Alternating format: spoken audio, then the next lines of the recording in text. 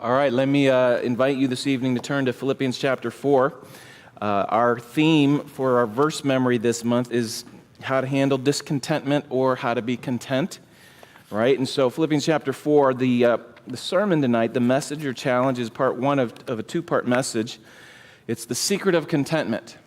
The secret of contentment, Philippians chapter 4, and it is something that we all need to learn, that we all need to work on. In our verse memory is verse 11, not that I speak in respect of want, for I have learned in whatsoever state I am therewith to be content. But we're going to look at the context this evening. So Philippians chapter 4, and here's an illustration to help you to get your mind geared in that vein. You know, a doctor once learned the lesson of contentment by playing a board game with his family. And I'm going to read his own story. I'll let him tell his own story. He says this. He says, Shirley and I were married in 1960. We had no financial problems whatsoever because we didn't have any finances, right? Since then, the Lord has blessed us, and we have tasted a little of what the world thinks you have to be happy, such as a house, a car, and other things. But I'm learning more and more that happiness is not found in material possessions. The Lord has been teaching me the emptiness of a materialism, even using a game to convey the message.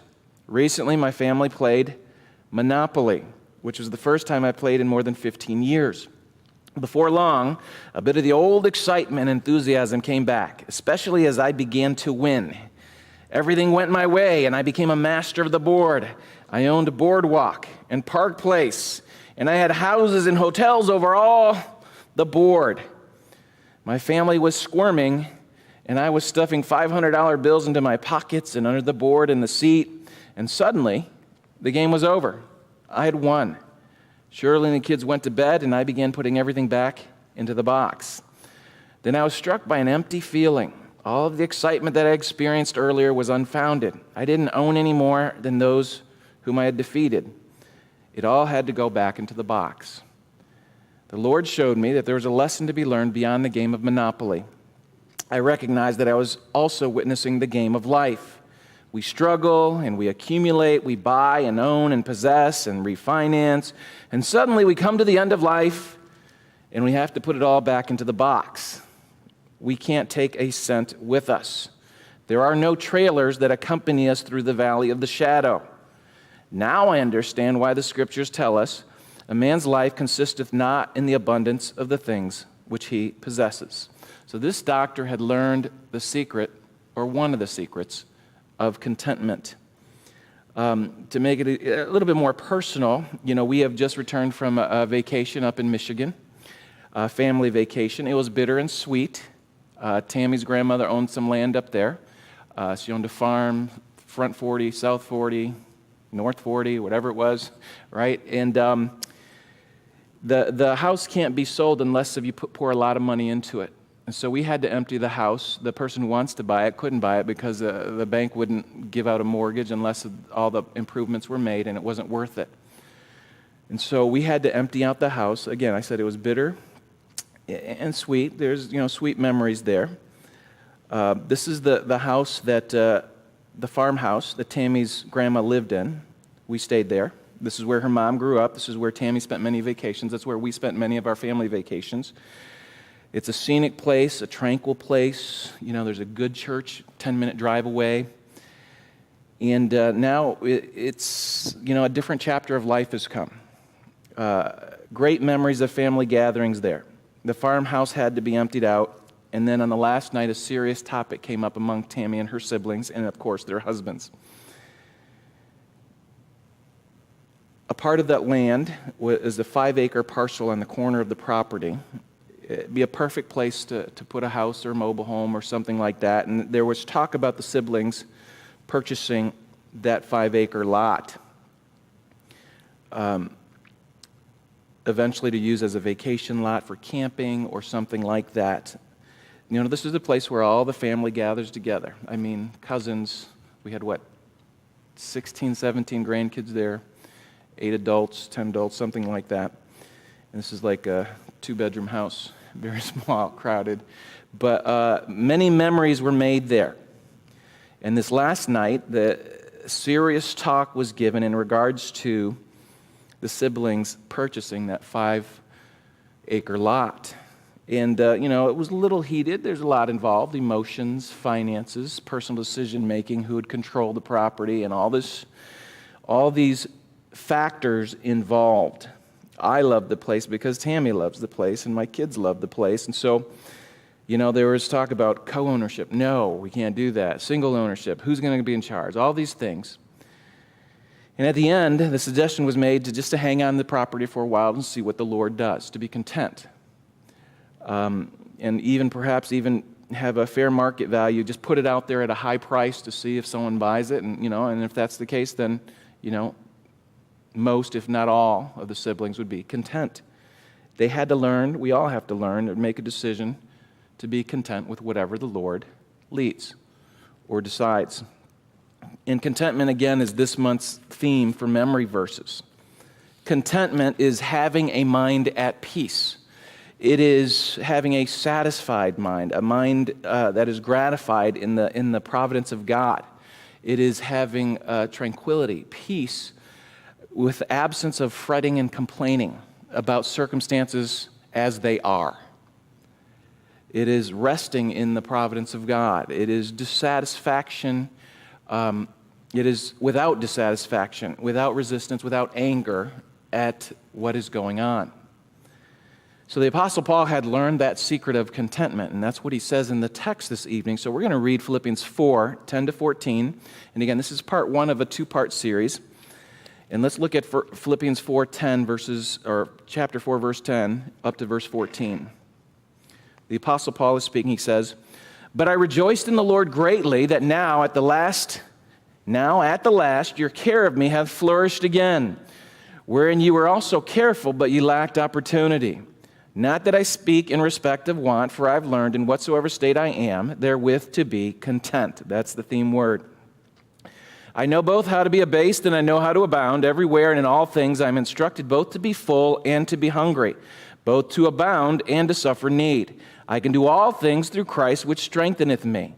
Notwithstanding ye have well done, that ye did communicate with my affliction." So the first major point, and the only major point that we'll cover this evening, is this: that the secret of contentment begins with a confident trust in God's providence. Contentment begins with a trust in God's providence. As verse 10, we're just going to cover verse 10 this evening. It says, "But I rejoiced in the Lord greatly, that now at the last your care of me hath flourished again, wherein also you were careful, but ye lacked opportunity." The key word there, opportunity. Who controls opportunity? Who controls circumstances?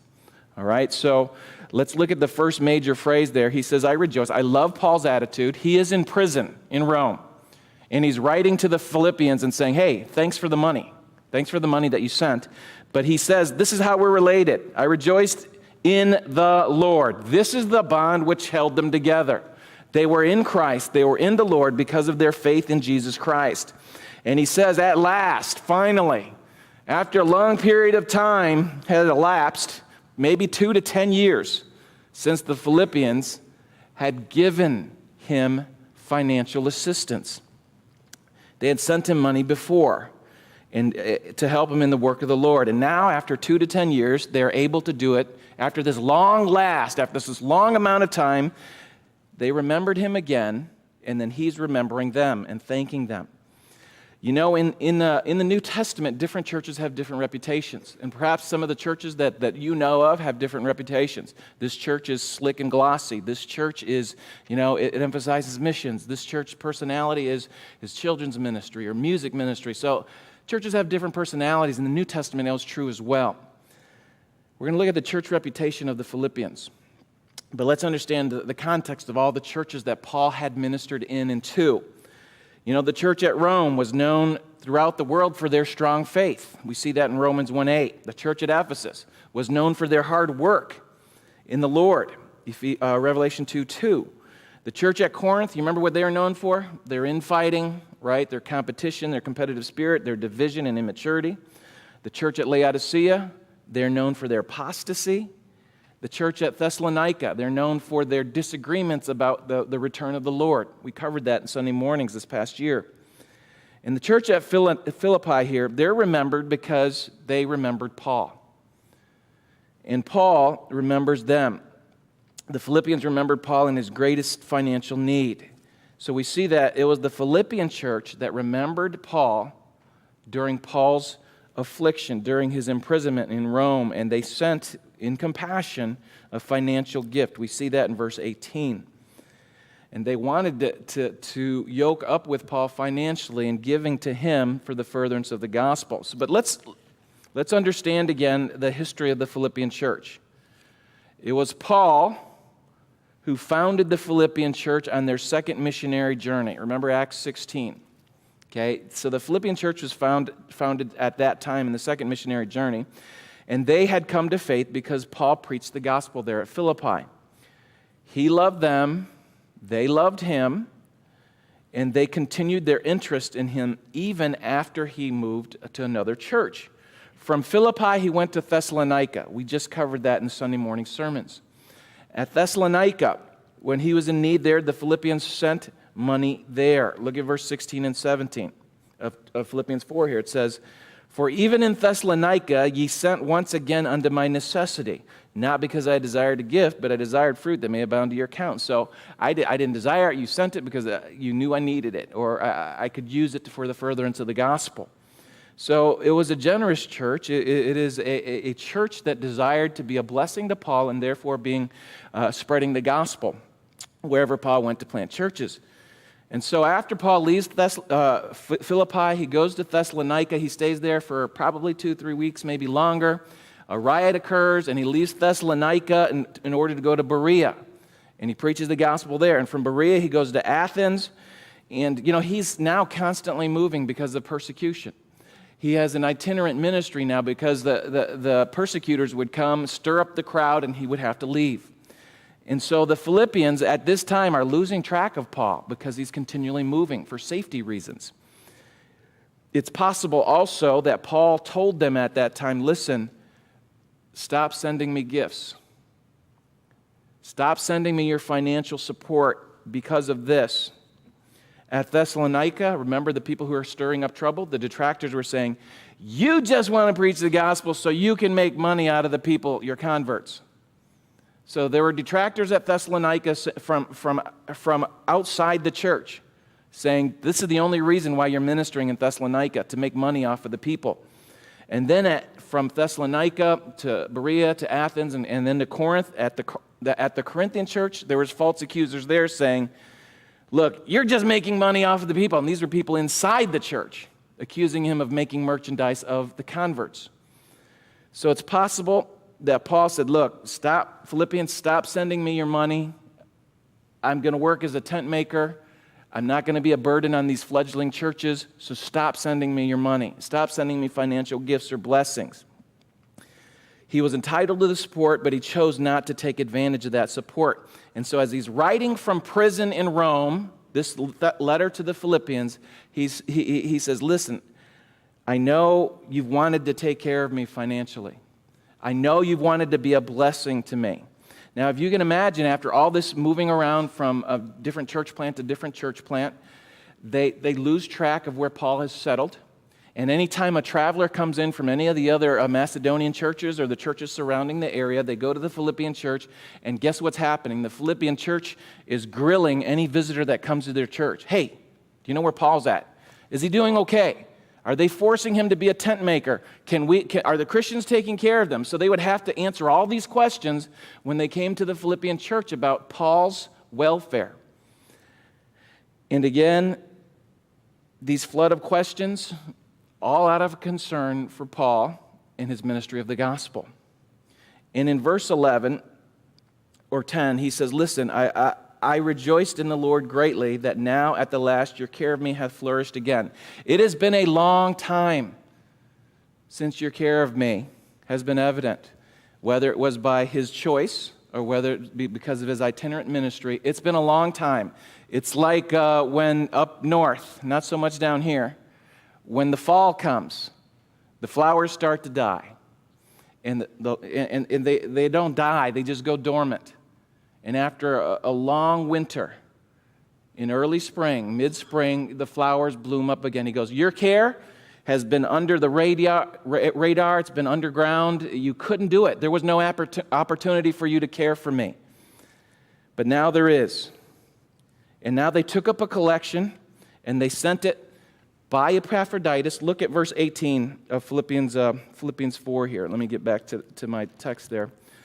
In Philippians 4, verse 18, this is what it says. But I have all and abound. I am full, having received of Epaphroditus the things which were sent from you, an odor of a sweet smell, a sacrifice acceptable, well-pleasing to God. So Paul pictured their care of him in this way. It's like a sweet-smelling flower, but it had gone dormant over time. Again, whether it be by Paul's choice or because of circumstances, God controls the opportunity. You lacked opportunity, but it's come back. After a long winter, your care of me has bloomed again, and that blooming flower of your love and care for me is now, the aroma is going up into the nostrils of God, and He is well pleased with your care of me, of your financial gift. So the key word that we're going to look at is opportunity here. Paul, in effect, is saying, for what you lacked was never the care or love for me. What you lacked was opportunity. So as we think about contentment, think about opportunity. When we think about contentment, think about circumstances. You can be content in all circumstances, and you have to remind yourself and to think through this, who controls the circumstances? Who controls the opportunity? God does. If you have a correct understanding of who controls opportunity in circumstance, then you can be content. That's the first secret of contentment, is understanding that God controls the opportunity or the circumstances of life through His providence, through His control. The Word of God clearly teaches that God works in providentially all the events and circumstances of life. You can put health in there, you can put financial in there, you can put aging in there, whatever it is. God is still working in the circumstances providentially for your good and His glory. Did you know the word providence comes from a Latin word? Pro and video. Okay, providence. Pro meaning before and video meaning to see. So God sees to it beforehand. Whatever is happening in your life, lack of opportunity, difficult circumstances, whatever is happening in your life, God sees beforehand what's happening. And He works in it beforehand. He works in advance to arrange circumstances and situations to fulfill His purpose. So this whole doctrine, this whole idea of providence stresses God's government in the universe. He rules His creation with absolute sovereignty. No one can overrule His decisions. He has total authority. He governs everything that comes to pass, no matter what it is in your life. Nothing ever happens beyond the scope of His sovereign, providential government. You know, He makes the rain to fall. He makes the sun to shine. He makes the kingdoms to rise and kings to fall. God is in everything that comes to pass. He numbers the hairs on our head, and He numbers the days of our lives. So if you have an understanding of God's providence, you can be content. You know, there's a difference between the providence of God. You know, the world would say it's fortune, it's fate, it's luck. But the one who believes the Bible and the God of the Bible, he knows this key difference is the personal character of God, right? Fortune is blind, but God sees it all. Fate is impersonal, but God, He's a Father that cares about every circumstance. Luck is dumb, right? We call it dumb luck. But God speaks, and He speaks into the circumstances of our life. There is no blind, impersonal force at work in human history. Everything is brought to pass by the invisible hand of God. And when we understand that, we can be content. There is that dynamic tension, right? There is man created after the image of God. Mind, emotion, and will. We can choose, we can make decisions, we can make rulings.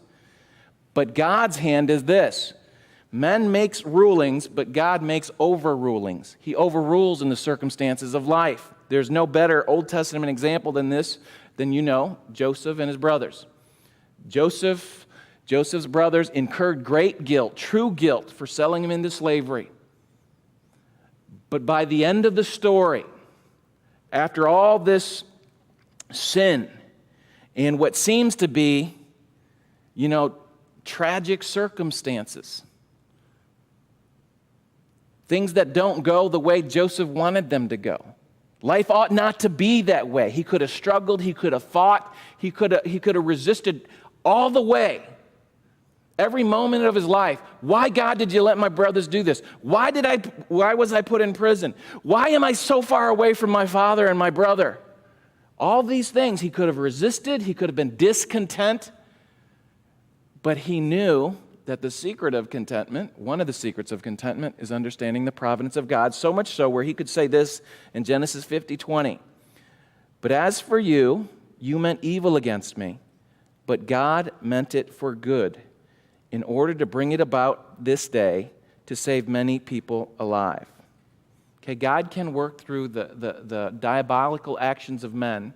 He can work through evil circumstances or tragic circumstances, and he can cause it to work together for good.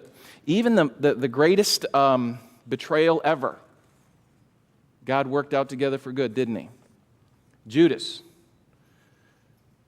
had free will, but he did it according to the determinate counsel of God.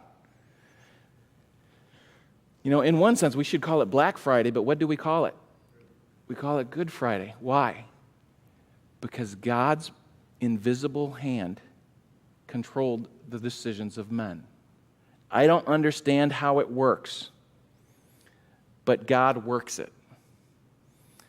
Someone who is truly content, a contented person, understands that life is not a series of accidents. It's not an accident that Joseph was sold into slavery. It's not an accident that Paul is in prison writing to the Philippians. Life is not a series of accidents, it's a series of appointments. Because God has said this, I will guide you with mine eye. God has said this, right? Jesus said it. He's the good shepherd of the sheep, and when he putteth forth his own sheep, he goes before them. He's before us in the circumstances of life. And remember the name that Abraham gave or spoke of in regards to God when God provided a circumstance or provided a sacrifice for the circumstance? In Genesis 22, Abraham said, this is what he said. Abraham called God Jehovah Jireh. The Lord will see to it. Confident trust in God's providence is foundational to contentment. Okay, here let me just describe some of that going on here in our church today. Some people have asked me, and I'm just going to make it clear right now. We asked, so is Bryce Kashner, the new music and youth pastor, is he going to work part-time here and part-time outside? In the providence of God, right? We had budgeted for a part-time assistant. But in the providence of God, God moved our music director to a different ministry. So in the providence of God, he has provided a salary, a full-time salary for the new youth guy.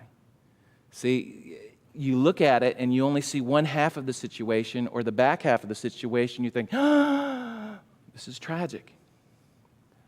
But when you have confident trust in the sovereignty of God, you can be content. Okay? And that's how it plays across in all of our lives. When you are confident in God's providence, His control and His overruling invisible hand in your life, that's the first step to being content, because that's what Paul said. You lacked opportunity, and who controls opportunity? God does. So have confident trust in God's providence, and you can be content. All right, let's pray. Heavenly Father, we do thank you for your love and your grace. Thank you that we can draw near you, be content, have satisfaction in your goodness, in what you have done. Help us, Lord, to remember in all the circumstances of individual life, in church life, that you go before and you see to it that your people are provided what they need, that your people can see your work in their lives, your invisible hand that controls every aspect of life. Lord, truly help us to learn to be content. For we pray this in Jesus' name, and all of God's people say, amen. All right, everybody stand up. It's a little hot in here and you're a little bit heavy eyelidded here. All right,